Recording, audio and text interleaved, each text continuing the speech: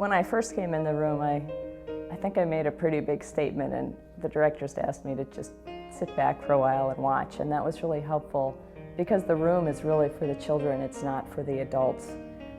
We're just there to help them get their work done. So I like to think of myself really almost as a wallflower, just kind of fading into the background. I don't want them to notice me when I'm walking around. I like to walk quietly, and I never talk to children when they are doing their work. I never want to interrupt them, because what they're developing at this age is a sense of concentration and focus, which they already have.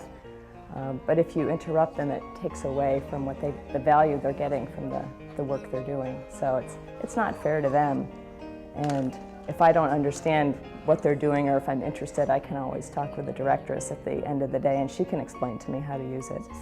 So, and when I talk with children, I often will squat down so I'm at their eye level, and I speak quietly so that we don't disturb the rest of the children, but that they feel that they're getting the one-on-one attention that they need at that time.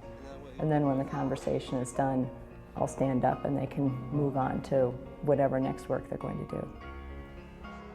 Once you figure out the style of your directress, it's also good to know how you might complement that style for the children. So if you have a directress who is very fun-loving and kind of buoyant and big, children might appreciate you not being big in that way, having a big personality, but being quieter.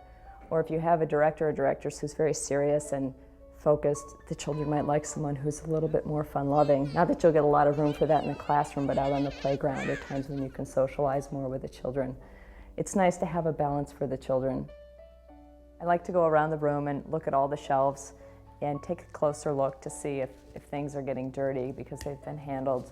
Sometimes kids come in from the playground and don't wash their hands as they should, or things just tend to get dirty when there's a lot of use. So I like to do cleaning, and then that's a time when I can see, are we running out of things, say for the practical life area for polishing? Is there enough polish? Are there enough cotton balls or things to polish with? How are the actual materials that they're polishing? Are they in good shape? Did something get broken and we didn't know about it until just now? So I want to make sure that the room is as beautiful as it can be.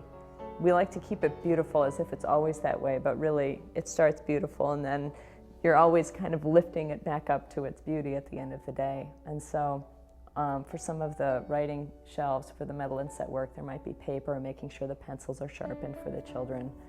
And just checking in other areas, even for the paper towels for children to dry their hand, or the bathroom stocked with toilet paper. Is there Kleenex out?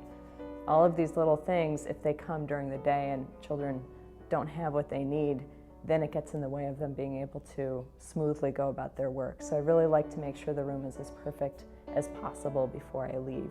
And that way when I come in the morning and the directress comes in and the children come in, we're ready to go.